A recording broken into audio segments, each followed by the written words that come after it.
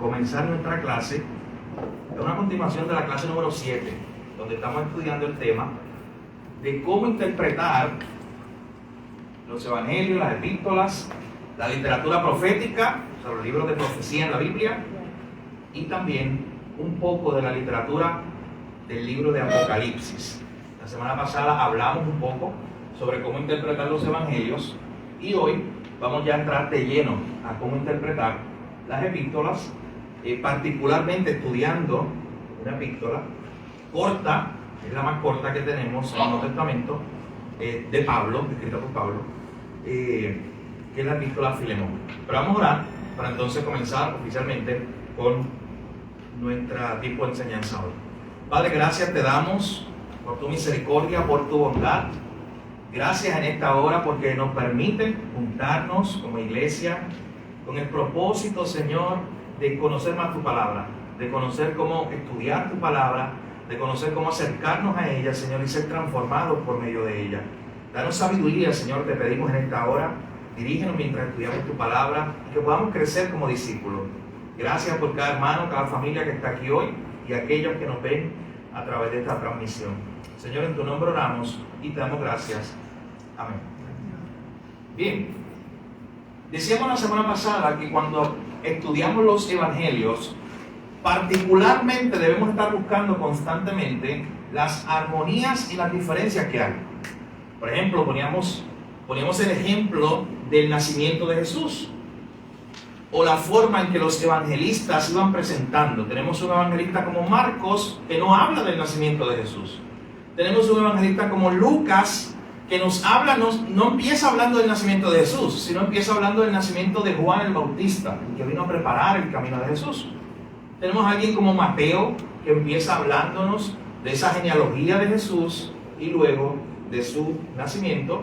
Y tenemos a Juan el apóstol, que comienza yendo hasta muy atrás, hablándonos en el primer capítulo de Juan, verso 1, en el principio era el verbo era con Dios y el verbo era Dios. Así que usted puede ver que hay unas diferencias en la forma en que cada uno está tratando la historia de Jesús, pero al final de cuentas se complementan, hay una armonía.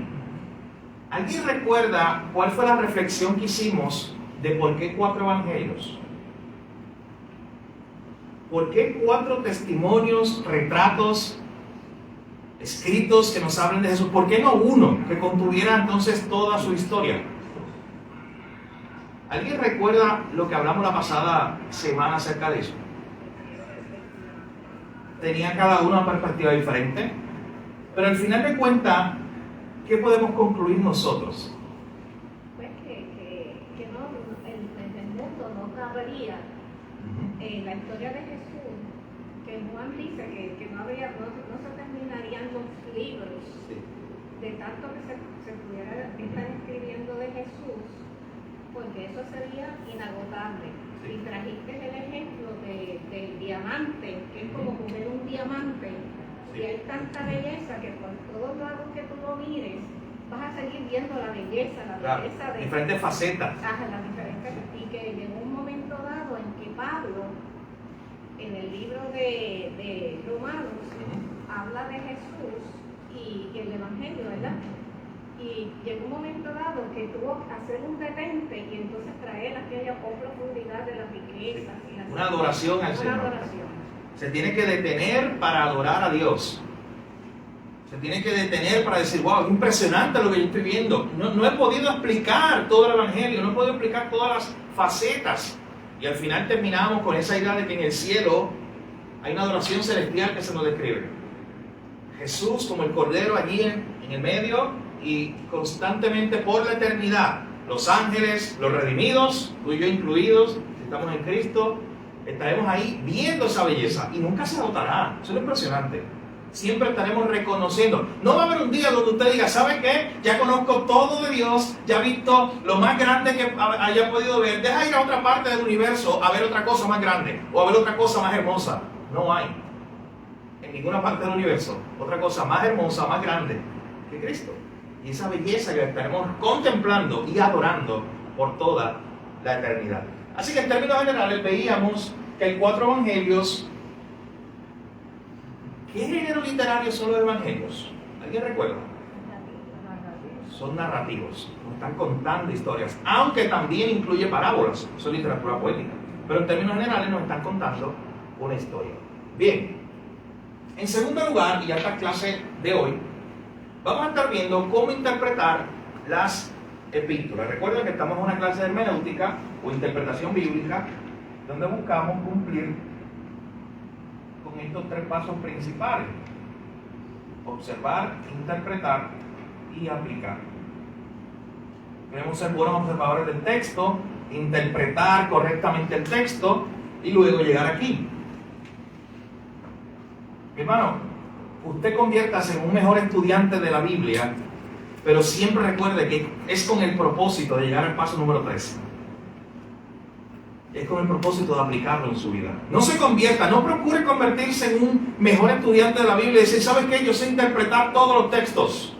Yo sé todas las herramientas. Yo sé cómo interpretar los evangelios, las epístolas, la literatura apocalíptica. Yo sé cómo hacerlo todo. Yo he leído muchos libros de hermenéutica o cómo interpretar la Biblia. Pero hermano, que a lo que le lleve ese estudio siempre sea a esa aplicación. Porque con esa aplicación es que usted empieza a crecer a imagen de Cristo. Usted no deja esa información en su cabeza, usted la traduce en vida. Así que al final de cuentas, mi hermano, se trata no de cuánto usted conoce de la Biblia, en términos intelectuales simplemente, sino de cuánto de esa verdad usted está aplicando. La idea bíblica de una persona sabia, lo vimos aquí hace poco, no es una persona que conoce mucho, es una persona que vive mucho, que vive lo que conoce, que vive unas verdades. Así que para tú saber si una persona es sabia, la pregunta no es cuánto conoce. Normalmente allá afuera en el mundo eso es lo que vemos. Oye, esa persona es bien sabia, pero lo están midiendo por cuánto conocimiento tiene, cuántos grados académicos tiene, cuántos libros lee, cuántos libros escritos. Pero bíblicamente, esa no es la pregunta. La pregunta correcta sería, para ver si es una persona sabia, ¿cómo vive? No cuánto sabe necesariamente, cómo está viviendo con eso que sabe. Es un conocimiento transformador, es un conocimiento que te lleva entonces a vivir de una manera a la luz del Evangelio. Eso es lo que dijo Cristo en Juan capítulo 17, cuando Él está orando por sus discípulos y Él ora al Padre y dice, Padre, santifícalos en tu verdad, tu palabra es la verdad. Santifícalos, transfórmalos. ¿Cómo? Por el único medio por el cual una persona puede ser transformada, tu palabra. Así que siempre recordemos eso, aprendemos toda nuestra estructura, tenemos comentarios bíblicos, somos buenos estudiantes de hermenéutica o de cómo interpretar la Biblia, pero siempre con el propósito final de que eso me lleve a mí, a aplicarlo a mi vida. Por eso es que cuando hacemos el ejercicio que hacemos, por ejemplo hoy que hablaremos un poco de Filemón, más que los detalles alrededor de cómo usted llegó ahí, más que los detalles de que usted es un estudioso y conocedor de lo que estaba pasando en la época, todo eso usted lo necesita para interpretar correctamente. Pero al final, lo que nos interesa es que cada uno de los que hizo este ejercicio pueda decir, wow, yo leí, observé, interpreté la carta a Filemón y hay una verdad al menos. Puede haber varias, pero hay por lo menos una verdad que yo puedo aplicar a mi corazón hoy. Que en la semana mientras yo la estuve leyendo, Dios me recordó esa verdad que yo tengo que aplicar en mi corazón o en mi vida. Y a eso es lo que queremos llegar. Eso lo haremos en breve, luego de una introducción breve a lo que son las epístolas en el Nuevo Testamento. Para que usted tenga una idea, en el Nuevo Testamento tenemos 27 libros, de los cuales 21 son cartas. Así que la mayoría del Nuevo Testamento es una colección de cartas. Tenemos la carta de Pablo, la carta de Juan, la carta de Pedro, la carta universal, que tenemos a Santiago, a Judas. Y las cartas normalmente tienen una estructura. El bosquejo que estamos utilizando es el mismo, la clase pasada, y estoy ahí en la página de adentro, bajo el encabezado número 2, donde dice epístola. En términos generales, nosotros podemos ver que las epístolas se dividen en 3 partes: apertura, cuerpo y cierre. Hay una apertura donde normalmente se comienza diciendo, oye, Pablo, siervo de Jesús, o Juan, apóstol de Jesús, dirige esta carta a fulano de tal, y comienza con una bendición, a veces con una oración del que está escribiendo hacia los que están recibiendo la carta. Luego hay un cuerpo, o sea, luego hay una doctrina, una enseñanza que se quiere llevar, y al final termina con un cierre, que en ocasiones ese cierre es una doxología. A veces las cartas terminan con una doxología. Una doxología es como una expresión de alabanza, es como cuando se dice, bendito es el Señor por los siglos de los siglos, amén, algo así. Estas cartas, como ya explicamos, deben ser leídas o tratar de ser leídas de forma completa, para que usted tenga un mejor entendimiento. Porque si usted la lee completa de tapa a tapa, usted puede quizás visualizar mejor lo que se está haciendo. Eso es más fácil hacerlo con una carta corta como Filemón que con una carta extensa como Romanos. Pero debemos hacerlo también, debemos hacer esa práctica para que usted pueda ver el desarrollo, el tema que el autor de esa carta quiere transmitir. Hubo un erudito bíblico llamado F.F. Bruce, que yo creo que lo cité la semana pasada, o hablé de él.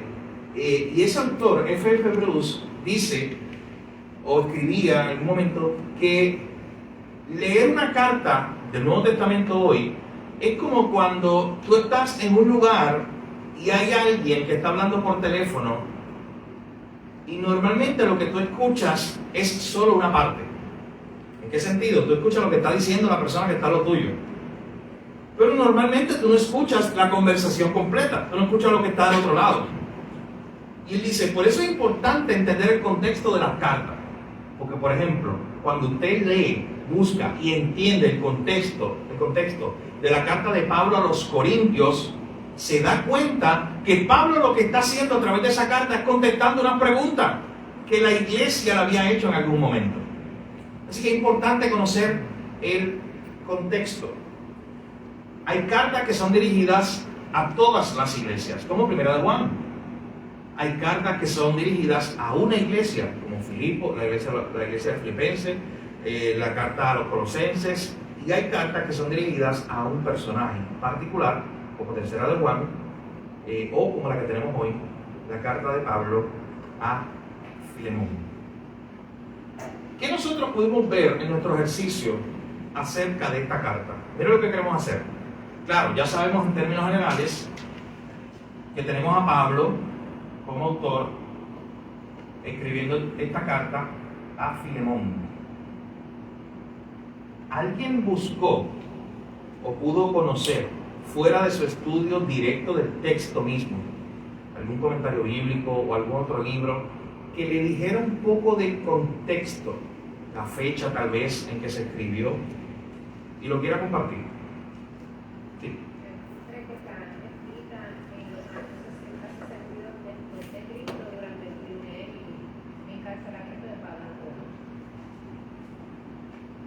Pablo estaba en Roma, en una prisión, empieza a escribir las cartas de la prisión, lo que se llaman las cartas de la prisión, que son un conjunto de cartas como Efesios, Filipenses, Colosenses y Filemón.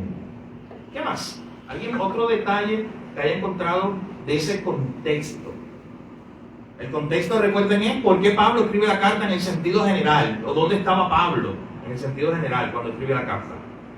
Ya sabemos que estaba en Roma, probablemente. Hay otro, si usted leyó un comentario, hay otros autores que dicen que podía estar en Éfeso, también preso, pero en Éfeso o en otro lugar. Lo importante es que estaba preso y desde una cárcel él escribe esta carta. Hay un detalle también interesante que usted como buen observador del texto quizás lo vio. Y esto ya es directamente del texto. ¿Quién escribe esta carta? La escribe Pablo. Sí.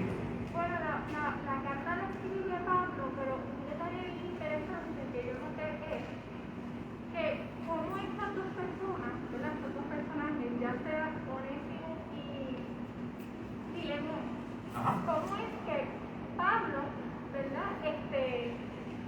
El ministerio de Pablo, los dos, como que es como que ellos reconocen el ministerio de Pablo y gracias a eso es que los dos se convierten al cristianismo. Tanto, no sé si es lo correcto, sí. Tanto Onésimo como pues, Filemón. Ya mismo vamos a llegar ahí. ¿Quiénes eran ellos? Pero sí entiendo tu punto. Claro, Filemón y Onésimo son convertidos a través de ese ministerio de Pablo. Y fue prácticamente cerca de Colombia. Por ahí los dos fueron. Sí, bien. Miren el verso 19 conmigo, lo vamos a leer completo, pero miren solamente el verso 19, que esto hace una diferencia. Normalmente cuando Pablo escribe una carta, la escribe a través de un secretario. Esa era la práctica. Y muchas de las cartas lo hacía así. Tenemos esta evidencia textual de eso. Pero esta carta, ¿qué dice el verso 19? La primera línea. Yo, Pablo, lo escribo, hermano. ¿Qué dice eso? Fue el que la escribió, pero ¿qué mensaje nos da? Es algo personal. Es algo personal. Él le da un peso mayor. Le da un asterisco. Filemón, esta carta muy importante, Filemón. Soy yo mismo, mi propia mano, la que la está firmando. Esta verdad que te quiero compartir, Filemón, tiene mucho peso. Necesito que prestes atención. Todo lo que está implícito ahí. Filemón, deja todo a un lado. Tienes 1000 cartas que leer. Lee esta primero. Esa es la idea general. Filemón, tienes que prestar atención a esta carta. Así que sabemos que este tema que Pablo le va a hablar a Filemón es un tema entonces muy importante. Y acerca del perdón. Acerca del perdón. Pero él no menciona de la carta y nos pone como ejemplo a Filemón para que él pueda entender, ¿verdad? Y por lo que es diferente a la iglesia para estar dispuesto a tener esa obediencia y perdón. Vamos a llegar allá mismo. Esa es la enseñanza doctrinal que tenemos. Pero vamos a ver los personajes. ¿Qué personajes aparecen? Recuerden que estamos simplemente observamos la carta y vamos a ver algunos personajes que aparecen ahí. Onésimo, ¿quién más? La esposa de Filemón. ¿Quién más? Y el hijo. Apia. Eso es lo que Sí. Arquipo. ¿Quién más? Aunque sean nombrados una vez, pero ¿quién más aparece ahí? Epafras, ¿quién más? Timoteo. Timoteo, wow, todos los evangelistas casi aparecen ahí. hay muchísimos compañeros de la misión. Marcos, Lucas, Demas, Epafras. Ahí está.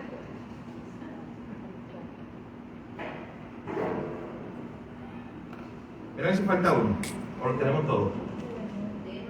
Sí, Demas, Lucas los tenemos, mami. Lucas, Marcos, Demas, Epafras, Aristarco, Timoteo, Filemón, Onésimo, Apia, sí, casi, ¿verdad? Apia y Arquipo. Y por supuesto Pablo, que es el autor de la carta. ¿Qué sabemos? Demas sí lo pusimos. ¿Qué sabemos de esos personajes? Claro, sabemos quién es Pablo, sabemos quién es Timoteo, su colaborador principal, sabemos quiénes son Marcos y Lucas. Noten lo que yo decía la semana pasada, cuando analizamos los evangelios. Decíamos, Mateo fue un apóstol, Juan fue un apóstol, pero tenemos a Marcos y Lucas juntos aquí. ¿Y no le llama la atención esto? Están juntos, y ellos son los que escriben los evangelios, juntos trabajando en la causa misionera. Marcos y Lucas están allí juntos. Es probable que para este tiempo todavía no se hayan escrito su evangelio. Es probable que sea muy temprano. Así que no pensemos que ellos estaban discutiendo allí sobre, mira que tú vas a añadir a tu evangelio y que yo voy a venir. Es muy temprano para eso. Es probable que fue un poco tiempo después que entonces se haya escrito. Aunque el de Marcos hay algunos estudiosos que dicen que es muy temprano. Pero de todas formas, lo tenemos ahí. Tenemos a Aristarco, que es otro colaborador de Pablo, que también es mencionado en otro lugar. Tenemos entonces a esta familia. Tenemos a Epafras y a Demas. Algo que usted debe buscar para entender el contexto completo. Recuerde, usted se acerca a la carta a Filemón y usted empieza a ver todos esos nombres. Y la tendencia natural es, no importa quién es Epafras, no importa quién es Arquipo, no importa quién es Demas, y lo dejamos a un lado. Pero si usted quiere tener un entendimiento completo y usted es un buen observador y usted ha leído las otras cartas de Pablo, usted se puede dar cuenta que son mencionados. ¿Alguien pudo hacer ese ejercicio? especialmente en la carta de Pablo a los Colosenses, se mencionan específicamente, también se menciona Lucas y otros, pero de una forma específica se van a mencionar a estos personajes como Onésimo y Arquipo, de forma particular. La carta de Pablo a los Colosenses entonces se nos dice que es enviada a esa iglesia que estaba allí en Colosas. Y el hecho de que se mencionen estos personajes en el libro de Colosenses ha llevado a que algunos estudiosos de la Biblia concluyan de que la iglesia de Colosas se reunía en la casa de Filemón. Así que miren el panorama general. Filemón, probablemente un hombre rico, bueno, tenía esclavos, tenía siervos. Filemón, probablemente un hombre rico, abre su casa para que se predique el evangelio, para que sea una casa-iglesia. En ese momento recuerden que no había estructura de edificio y la iglesia se reunía en las casas. Así que Filemón abre su casa para que la iglesia se reúna ahí. No es una iglesia que él fundó, aunque no tenemos el detalle específico, pero cuando tú lees la carta a Colosenses, en el primer capítulo y en el último se describe a Epafras como probablemente quien haya sido el fundador, líder, pastor de la iglesia de Colosas. Así que miren el escenario. Tenemos una iglesia en Colosas, fundada probablemente por Epafras, y también es su pastor. Pero esa iglesia se reúne en la casa de Filemón, donde vive su esposa Apia y donde vive Arquipo y Onésimo. De hecho, cuando nosotros vamos a la carta a los Colosenses, miren un momento ese detalle que aparece allí, en el capítulo 4.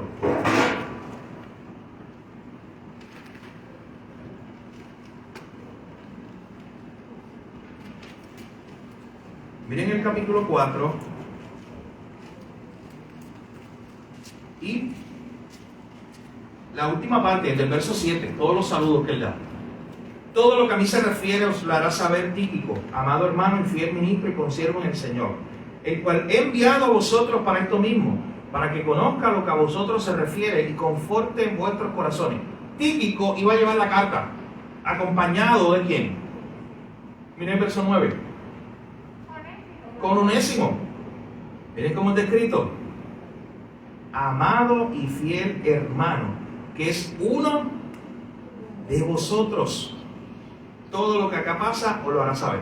Hermano, si usted quiere entender la carta de Pablo a Filemón y lo que está pasando allá con ese personaje llamado Onésimo, tiene que entenderlo a la luz de esto, de ese verso 9, donde Pablo está diciendo: te estoy enviando esta carta por medio de Onésimo. Y mira cómo está escrito: el amado y fiel hermano, que es uno de vosotros. Esa línea vale un montón. Es Pablo diciendo: él es uno de vosotros. ¿Y con quién lo está uniendo? Con uno de sus colaboradores. Luego sigue mencionando a Aristarco, Marcos, Jesús llamado el Justo. Verso 12 saluda a Epafras, Lucas, Demas. Pero mira lo que dice casi al final, verso 17. Recuérdenle a Arquipo. ¿Quién era Arquipo? El hijo de Filemón. Recuerda que la iglesia de Colosas se reúne en su casa. Y cuando se está leyendo esta carta, la carta se leía en voz alta públicamente, se estaba leyendo en su casa. Y Pablo escribe al final: díganle a Arquipo, mira que cumplas el ministerio que recibiste en el Señor. ¿Ustedes se imaginan esa escena? Donde llega un grupo de personas a la iglesia en Colosas, la residencia de Filemón. La iglesia se reúne para escuchar esta carta de Pablo. Y casi al final se menciona y dicen el nombre de Arquipo. Díganle a Arquipo, y Arquipo allí en la iglesia. Díganle a Arquipo por nombre. Miren, Pablo le escribió muchas verdades generales a la iglesia, pero esta verdad era para Arquipo. Díganle a Arquipo, mira que cumplas el ministerio. Arquipo, si Dios te está llamando, ¿qué haces? Arquipo cumple, es una palabra de exhortación, pero una palabra de ánimo también. Para que Arquipo cumpla con el ministerio que Dios le había dado. No sabemos más nada de Arquipo, cuál era específicamente ese llamado, pero vemos ese llamado ahí. Así que noten que esto es simplemente el contexto, y es importante para entender la carta, la idea que tenemos hasta este punto. Epafras en algún momento había fundado la iglesia en Colosas, los colosenses. Esa iglesia se reunía en la casa de Filemón, donde vivía su esposa Apia y su hijo Arquipo. En un momento dado que Pablo está preso, probablemente en Roma, envía a través de dos personas, Tíquico y Onésimo, envía dos cartas a la iglesia. Una es la carta que tenemos, como la carta a los colosenses, y otra es la carta de Pablo a Filemón. Así que con ese contexto en mente, y particularmente guarde ese verso 9 de Colosenses 4, con ese contexto en mente, vamos entonces a la carta a Filemón. En otra carta él menciona que Demas lo abandona porque amó Sí, más al mundo. en segunda de Timoteo, porque sí. Y pastor, un detalle también es que el Onésimo era como un colaborador, pero también Filemón era un colaborador de Pablo, Sí. a los dos. Claro, a eso llegaremos ahora. Así que, para comentar la idea, que es buena señal de ser un buen observador. Esa es la idea que quería, el ejercicio de que buscáramos estos otros personajes que aparecen también, especialmente en la carta de los colosenses, pero aparecen en otros lugares mencionados. Demas, que aparece en muchas ocasiones como un gran colaborador de Pablo, en un momento dado, él abandona el ministerio. ¿Alguien sabe por qué razón? Lo dice el texto. Amó más al mundo. Amó al mundo. Literalmente, eso es lo que dice. Tampoco se nos da el detalle de lo que ocurrió, pero yo creo que eso es claro. Amó al mundo más que a Dios y abandonó el ministerio. Pero volviendo entonces, ahora sí, vamos a la carta de Pablo a Filemón. Y cuando tenemos esa carta de Pablo a Filemón, vamos a leerla con todo este contexto en mente, en particular, como les dije, con el contexto de Colosenses 4:9. Este es mi colaborador, este es uno de nosotros. Dice así, voy a leer desde el verso 1 hasta el final.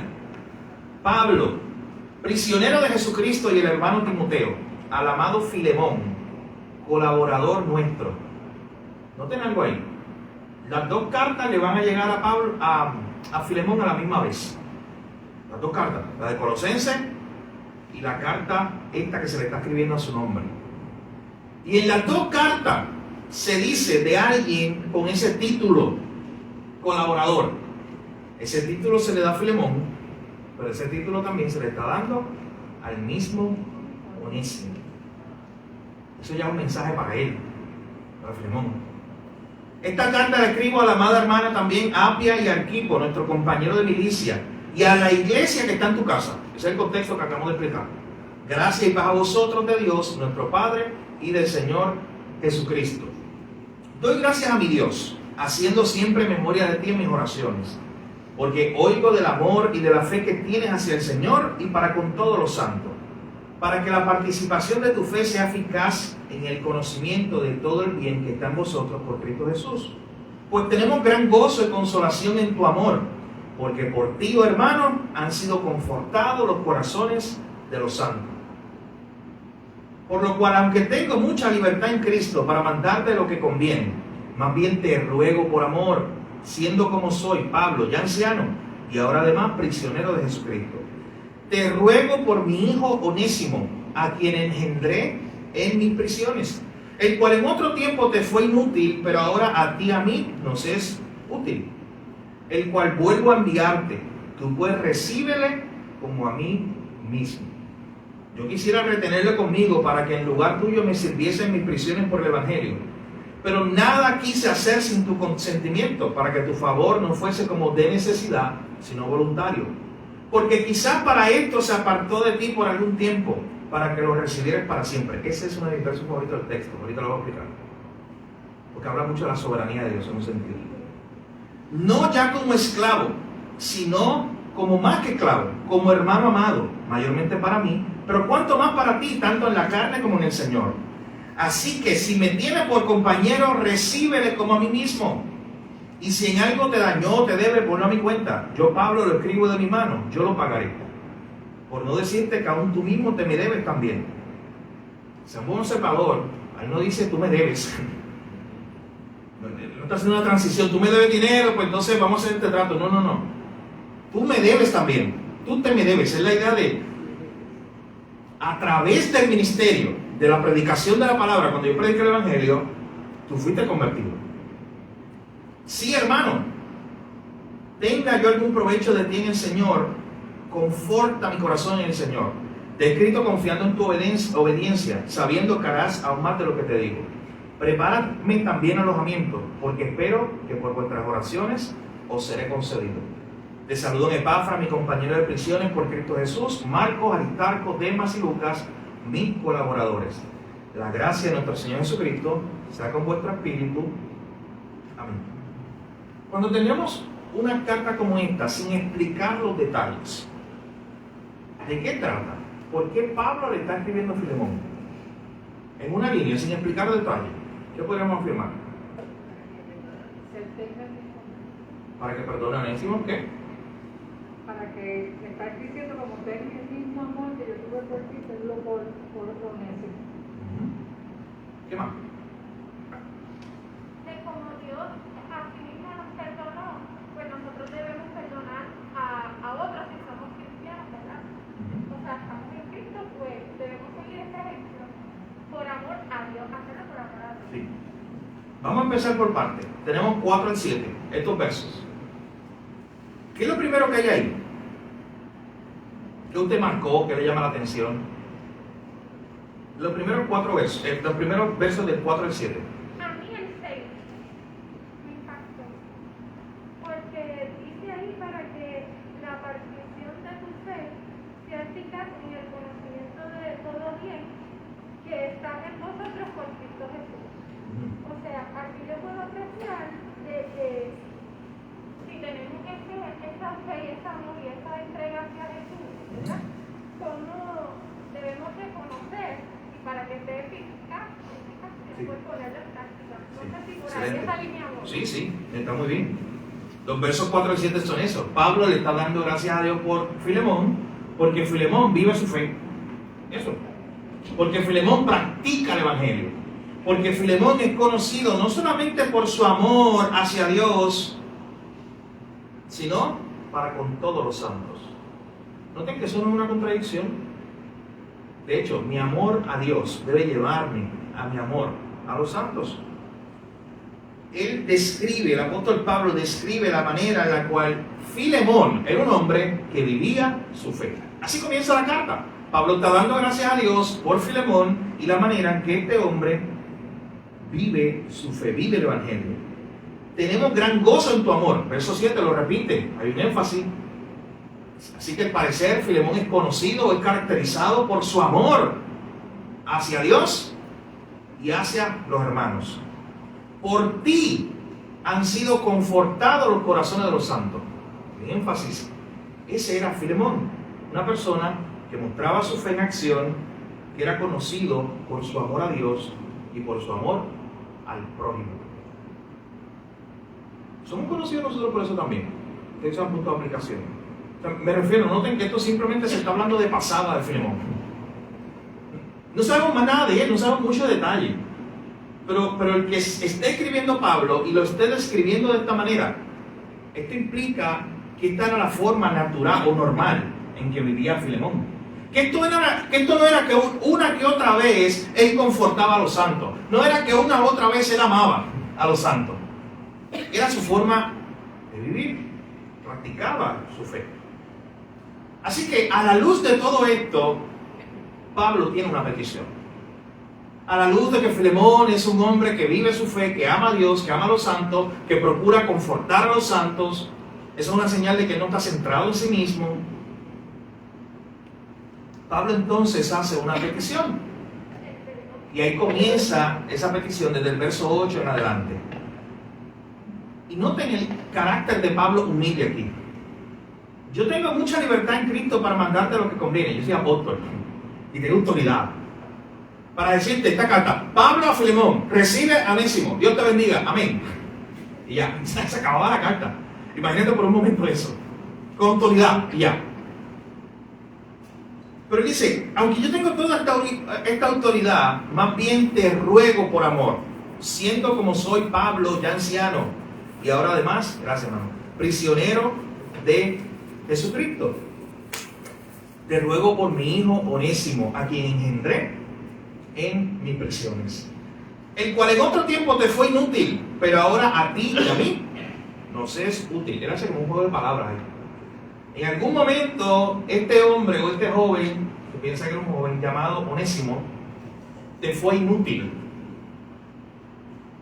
La idea general que se ha podido construir, o las teorías que se construyen alrededor de Onésimo, es que Onésimo fue un esclavo de Filemón que era problemático, que probablemente haya hecho una revuelta en la casa de Filemón o haya huido con dinero. Más adelante vemos un detalle, usted es un observador, cuando Pablo le dice, si algo te debe, yo te lo pago. Así que este es Onésimo probablemente. Una persona que para Filemón el que ama, Filemón el que se dedica a confortar a los santos, pero como quiera tiene una persona bien difícil al lado, como Onésimo. Filemón el que intenta ser de bendición para todos, así está escrito ahí. Pero Pablo dice, pero yo reconozco que Onésimo era inútil en ese momento, era problemático. Pero a Onésimo yo lo engendré en mis prisiones.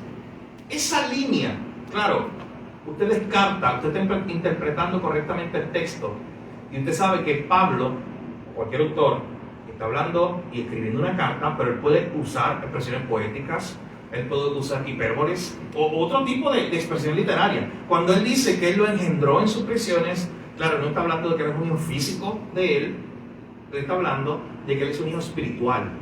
En otras palabras, en mis prisiones, en este contexto en el cual yo estoy, Onésimo llegó a mí en algún momento, de alguna manera,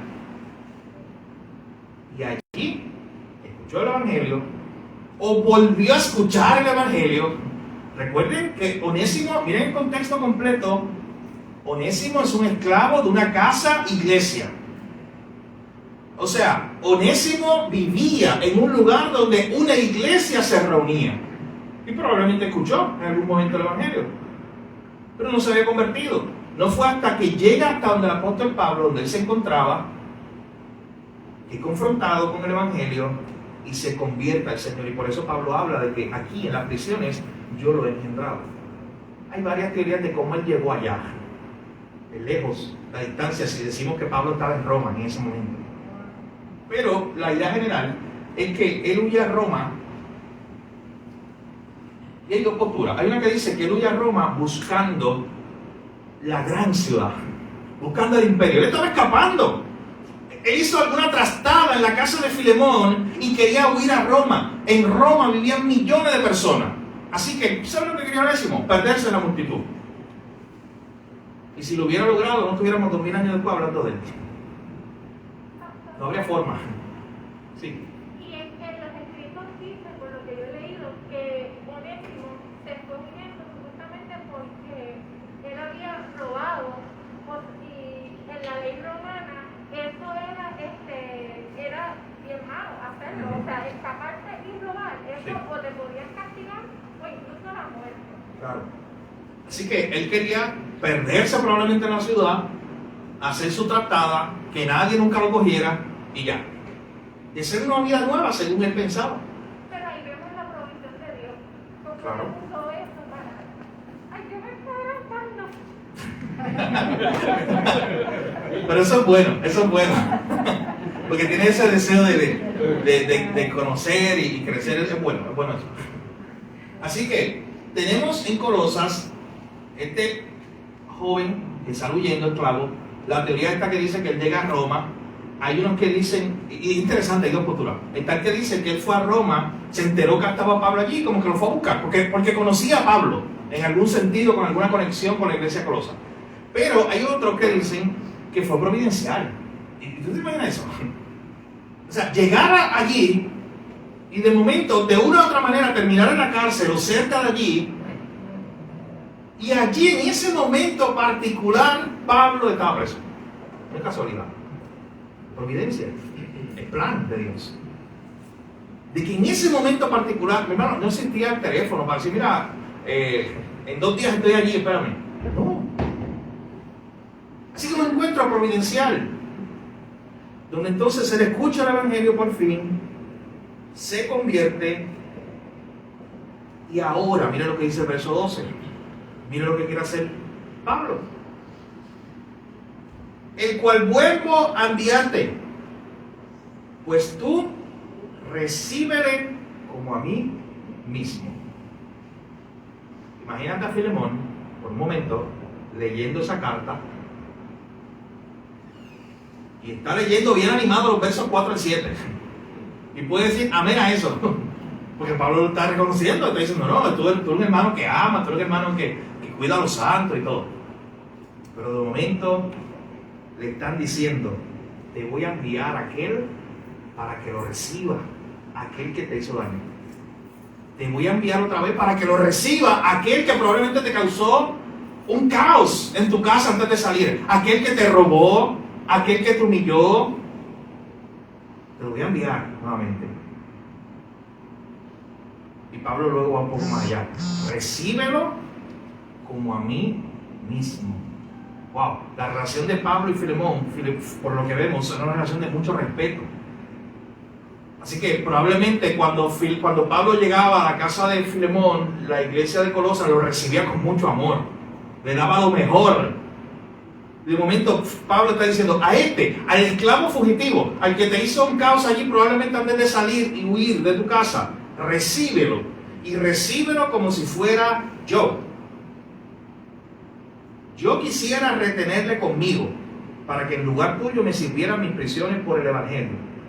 Pero nada quise hacer sin tu consentimiento, para que tu favor no fuese como de necesidad, sino voluntario. Yo no me quiero quedar con él, Filemón, para que no se vea esto como que obligado, ni modo.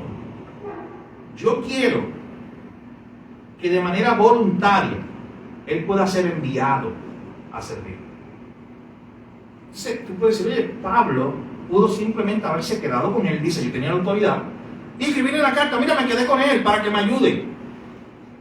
Pregunta importante de reflexión cuando usted está viendo esta carta. ¿Por qué Pablo hace esto? ¿Por qué Pablo envía a Onésimo de regreso al lugar donde él había hecho mucho daño? Porque ¿Por qué? él tenía un propósito en ese lugar como ese. O sea, iba a servir en el ministerio. Ese era el deseo de Pablo, que sirviera en el ministerio. De hecho, aquí hay una tela para cortar y los minutos siguen pasando, pero hay una tela grande de algo. Y es esto. Es una persona que era un esclavo fugitivo, que había hecho mucho daño probablemente, que había escapado, que había robado. Pero Pablo está diciendo, pero ahora es útil para la causa de Cristo. Miren lo que es la regeneración, lo que hace el Evangelio. Pablo era el ejemplo de eso, de salvar al peor de los pecadores. O sea, nadie se escapa. Un esclavo fugitivo, aunque sea el peor, aunque haya hecho lo que haya hecho, si Cristo lo salvó, Pablo no lo está descartando. Pablo no está diciendo, no, pero es que tú eras el ladrón, es que tú eras el que hiciste un caos en la casa de Filemón, yo no confío en un ladrón, No, Pablo entendía que cuando Dios toca el corazón de alguien, hace una criatura nueva. De modo que si alguno está escrito, palabra de Pablo, nueva criatura es. Las cosas viejas pasaron. Imagínense a Pablo teniendo eso en su mente cuando está escribiendo esto. Este Onésimo es una criatura nueva. Y él me es útil en el ministerio, pero yo te lo estoy enviando otra vez. ¿Por qué? Yo pienso en 2 razones, pero quiero escuchar a ustedes. Bueno, ¿Sí? yo pienso, ¿verdad? Que para Pablo fuera necesario que Filemón y Onésimo se encontraran porque había que haber un perdón. Tenían que sanar, posiblemente tenían heridas. Bueno, Filemón debía estar herido por lo que él le hizo. Y es una forma de... Realmente ese era el propósito. Sí. Trabajar con los corazones de estos 2 hombres, o sea, tanto como Onésimo y Filemón. Así es. Sí. Mi Biblia dice que él quería mostrar, era reestructurar las relaciones dentro de la comunidad caridad cristiana, Ujú. según el amor y el perdón de Cristo. Miren cuáles son mis dos razones, ustedes las dijeron en términos generales. Que yo pienso, ¿por qué Pablo no se quedó con él y los míos? Dos cosas. Primero, tenía que haber una reconciliación. Ese perdón se tendría que dar. Tanto de Onésimo, pedirle perdón a Filemón, pero Filemón para que también su corazón pudiera ser restaurado, pudiera reconciliar y dejar en paz esa situación. Y también porque él había hecho daño. Y aunque ahora se convirtió, pero no quita que tiene que pagar unas consecuencias si las tiene que pagar. Él tiene que restituir si había que restituir. A mí me encanta como Pablo le dice a los Efesios: oye, si alguno robaba, no robe más. Ah, pero ahora sé generoso. O sea, tú eras el ladrón, ahora tienes que dar y ser generoso con los demás. No podemos pasar por alto que esa reconciliación iba a ser un buen testimonio para la iglesia que se reunía en la casa de Filemón. Sí, y yo creo que lo que acabas de decir hace una buena conexión con el segundo punto. Con las dos razones por las que yo pienso que Pablo está enviando a Timoteo, a Onésimo de vuelta. También era que Onésimo era esclavo de Filemón, o sea que legalmente también le pertenecía. Había un derecho, sí. Un derecho, o sea que también pues, quizás pudo haber sido una razón. Pero Claro, no que claro. enviar porque legalmente era de verdad. Pero aún, esa razón es explícita y está ahí. Pero aún él dice: yo tengo la autoridad para mandarte lo que hay que hacer, y aún él se podía quedar con él. ¿Y quién se iba a enterar? Ajá. No, y con la ¿O cuánto iba a tardar a que llegara aún la noticia? No, y con la autoridad apostólica que él Claro. tenía como Él podía decir: la autoridad apostólica, ahora me quedo con él porque me sirve más. Él podía espiritualizarlo. No, es que ahora me sirve la causa del evangelio. Se queda aquí conmigo. Así que miren estas dos razones que podemos decir. Tiene que haber una reconciliación entre dos partes que en algún momento se dividieron, pero a través de este acto, visiblemente, mi hermano, hay una muestra viviente, hay una imagen del evangelio.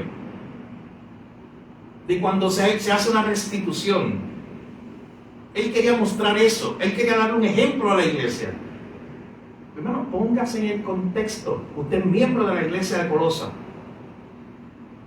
Usted sabe lo que pasó. Usted sabe de este esclavo fugitivo. Y hasta hoy usted también quizás puede tener un pensamiento duro acerca de Onésimo, probablemente. Quizás Filemón haya perdonado, pero quizás usted todavía está luchando en su corazón con eso, por todo el daño que hizo. Y un día, Filemón entra por la puerta de la iglesia. Filemón entra por la puerta de la casa iglesia de Filemón, allí, perdóname, Onésimo. Onésimo entra con la carta a la iglesia, pero entra con una carta a quien era su amo, a Filemón. ¿Y te imaginas el momento cuando la iglesia ve entrar a Onésimo, el esclavo fugitivo, el que nos hizo daño, con otra actitud? Pero te imaginas aún más cuando se lee la carta. Al menos la carta a la iglesia en general ya llamaba a Onésimo. Por eso decía que era importante. Mi colaborador, uno de nosotros. Entonces la iglesia escuchando: ¿cómo que Pablo está loco? ¿Cómo que Onésimo? Pablo no conoce a Onésimo. ¿Cómo está llamándolo a uno de vosotros? ¿Cómo está diciendo que él es un colaborador del evangelio? El Onésimo que yo conocía era el ladrón, al que escapó. Así que visiblemente para la iglesia es una muestra del poder transformador del evangelio, de esa reconciliación que hay en Cristo. Por eso Pablo dice: oye, nosotros le decimos a todo el mundo, tenemos el ministerio de la reconciliación, anunciamos que la gente se reconcilie con Dios, pero mostramos esa reconciliación viviendo nosotros, perdonando como fuimos perdonados, reconciliándonos como fuimos reconciliados en Cristo. Así que hay una imagen viva del evangelio. Verso 15: porque quizá para esto se apartó de ti por algún tiempo, para que le recibieses para siempre. Eso es impresionante, porque ahí Pablo implícitamente está hablando de la soberanía de Dios. Está diciendo: Filemón, tú no sabes si esto lo permitió Dios. Si esto fue parte del plan de Dios, Filemón, que aunque tú no sabías que era parte del plan de Dios, lo que tú sabías es que era un esclavo que un día se te escapó y te robó y te hizo daño. Pero Dios, que es un Dios por encima de todas las cosas, que es soberano, tú no sabes, quizás para esta fue la razón, el propósito que se apartó de ti, para que ahora lo reciba y lo reciba para siempre. Y más hermoso aún, y no lo recibas ahora como un esclavo simplemente, sino que lo recibas como un hermano. Y miren el adjetivo, como un hermano amado. Filemón, tú el que amas, tú el que te has mostrado por ser alguien que ama a Dios y ama a la gente. Yo te pido que recibas ahora a este esclavo que se te escapó o que se fue y te hizo daño, pero recíbelo ahora porque él fue transformado por el Evangelio. Recíbelo como un hermano. Pero cuánto más para ti, en el verso 16, tanto en la carne como en el Señor. Así que si me tienes por compañero, recíbelo como a mí mismo. Noten que ya está la segunda vez. Usted observa y marca en su Biblia. La segunda vez que al menos él dice, recíbele como si fuera yo. Si en algo te dañó o te debe, ponlo a mi cuenta. Yo, Pablo, lo escribo en mi mano, yo lo voy a pagar. Por no decirte que aún tú te me debes también. Ya expliqué eso ahorita. Si, hermano, tenga yo algún provecho de ti en el Señor, conforta mi corazón en el Señor. Te he escrito confiando en tu obediencia, sabiendo que harás aún más de lo que te digo.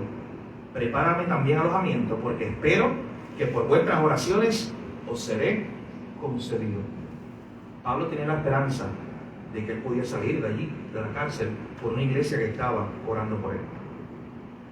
Pero ese verso 18 nos impresiona. Si en algo te hizo daño o él te debe, ponlo a mi cuenta. Hermano, una imagen del Evangelio. Pablo simplemente está modelando, él no se lo está inventando. Pablo está modelando algo que ya otro hizo por él. En todo este contexto, por eso creemos que Pablo está enviando a Onésimo para allá, para mostrar una ilustración viviente. Onésimo podría ser una ilustración viviente del Evangelio, de cómo somos perdonados en Cristo, de cómo ahora hay otro que pagó por nosotros. Porque tú sabes que en cierta manera, eso que dice ahí el verso 18, es lo que pasó en la cruz. Lo que estaba haciendo el Hijo era diciéndole al Padre en la cruz, si en algo te dañó, ponlo a mi cuenta. Jesús allí estaba muriendo por lo que merecíamos nosotros, por nuestro pecado. Era mi pecado, mi culpa, pero Él fue y la pagó. Ponlo a mi cuenta. Ese fue el grito de la cruz. Yo voy a pagar por Él. Mi hermano, por eso es que Martín Lutero dice, todos somos Onésimo. Todos. Todos estuvimos ahí.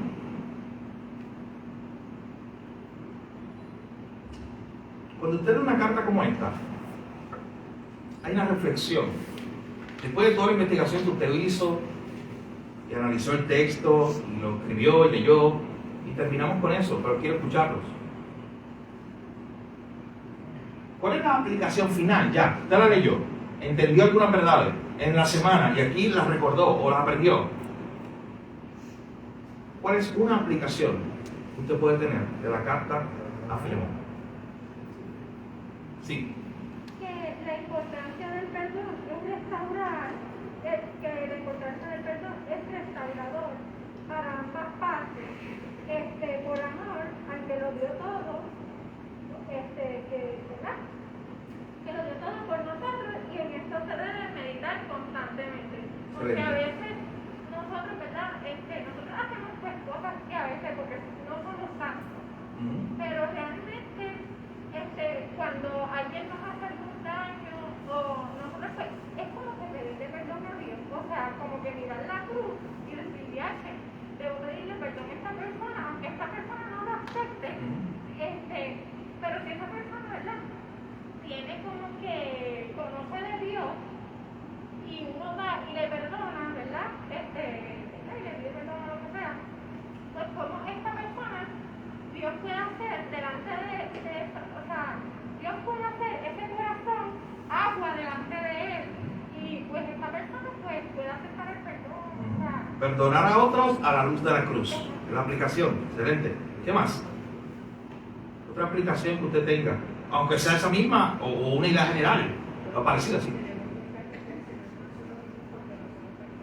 y entonces tenemos que debe estar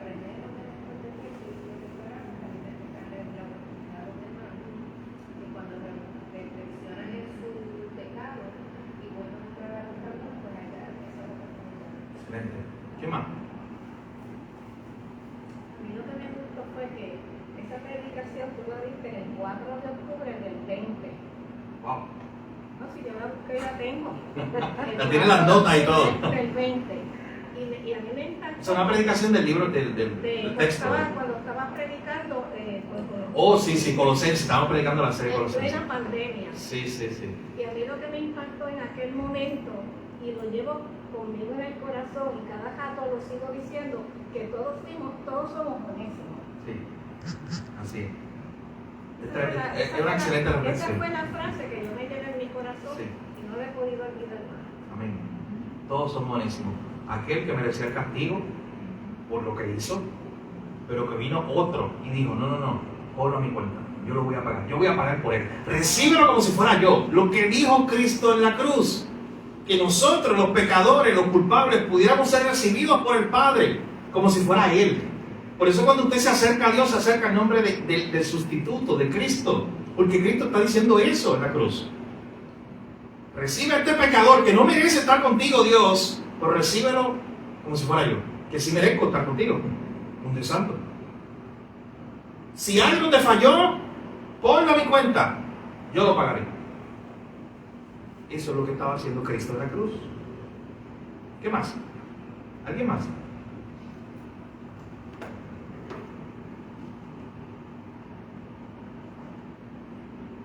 Puedes reflexionar a la luz de la soberanía de Dios en el verso 19 cuando decíamos de esta idea de cuando Pablo le dice, oye, quizás para esto se fue. Era un mal, se convirtió en un bien. Claro, hay una aplicación, como un mal, pero un mal grandísimo. Algo que imagínate Filemón ya creyendo, oye, perdí a Onésimo para siempre. Y no solamente lo perdí, me hizo daño y se fue. ¿Te imaginas a Filemón algún día pensando, ¿sabes qué? Nunca más voy a saber de Onésimo. Muy claro que se perdió. No existían las redes sociales para saber qué estaba haciendo Onésimo con su vida. O las noticias, para que un día apareciera Onésimo en las noticias. No. Y Pablo un día llega y le dice, ¿sabes qué? Quizás para esto se fue. Tú no lo sabías en ese momento. Pero Dios quizás tenía un propósito ahí. Cuando no son verdad, Dios escoge a los suyos. Y posiblemente Onésimo, mientras estuviera con Filemón, no iba a, ¿verdad?, abrir el corazón a Dios, y Dios lo necesitaba llevarlo al otro lugar, Sí. a donde Pablo, ¿para qué? Impresionante lo que hace Dios. Viviendo en una iglesia. Y ahí no fue donde se convirtió. Tuvo que hacer y deshacer. Llegó hasta allá bien lejos en Roma, en una cárcel, y ya se convierte. Wow. De eso se trata la soberanía de Dios. De eso se trata. Amén. ¿No? Yo creo que no podemos terminar con una mejor frase. De eso se trata la soberanía de Dios. ¿Sí? Exactamente, una buena conexión. Y Dios lo fue a buscar allá. Y José también. Unas buenas conexiones para comparar, porque ese mensaje al final de la Biblia, Dios cumple su propósito. El hijo pródigo también. La casa de su padre disfrutaba, pero no, se fue hasta allá bien lejos. Y allá en los cerdos fue que su corazón cambió. Allá. Onésimo, ¿por qué no cambiaste en la casa allí, en la iglesia, con tu familia y tus pastores allí? No. Eso muestra un Dios soberano, mi hermano. Un Dios que, aunque nosotros no entendamos y no estemos de acuerdo, y digamos, no, si yo fuera el autor de esta historia, yo no pondría a Onésimo por allá botado convirtiéndose, yo lo pondría allí en la casa de los Colosenses convirtiéndose. Pero Dios escribe la historia mejor que tú y que yo. Era un Dios soberano. Y Él quería glorificarse. Y por eso ahora Pablo está enviándolo para atrás, para que esto sirva como un modelo del Evangelio, una muestra del Evangelio, visible, para que la gente lo vea. Vamos a orar para entonces terminar en esta hora. La próxima semana, Pastor Edgardo les hablará ahora, en estos minutos, sobre la tarea que tendrán y la reflexión que harán. Recuerden que hemos culminado esta parte de las epístolas y una reflexión y una práctica por la carta de Filemón. La semana que viene se va a estar hablando un poco sobre los evangelios y una porción del evangelio, cómo podemos explicarla. Pero él le estará dando ahora los detalles. La próxima semana de arriba entonces continuaremos acá, hablando de cómo interpretar un poco de literatura profética y apocalíptica. Vamos a orar. Padre, gracias, te damos en esta hora por este tiempo. Gracias por tu enseñanza, gracias por recordarnos una vez más estas verdades. Gracias por recordarnos que todos somos Onésimos, todos somos culpables. Todos merecemos el castigo, porque tú eres un Dios santo y justo. Pero Señor, tú tuviste misericordia de nosotros. Tú enviaste a Cristo que fuera a la cruz y que pagara por lo que nosotros debíamos, para que ahora seamos recibidos, no por nuestros méritos, sino seamos recibidos como Cristo mismo recibido. Gracias por esta enseñanza. Ayúdanos a vivirla, a confiar en ti por medio de ella, que nuestra fe aumente, a confiar que tú cumples tus propósitos aun cuando no entendamos lo que esté pasando, a confiar que tú puedes salvar aún el peor de los pecadores. Tú puedes hacerlo y usarlo para tu gloria. Gracias porque de ahí nos sacaste a nosotros. Que nunca olvidemos esas verdades hermosas de tu Evangelio y que vivamos a la luz de ella. Gracias, Jesús. En tu nombre oramos. Amén.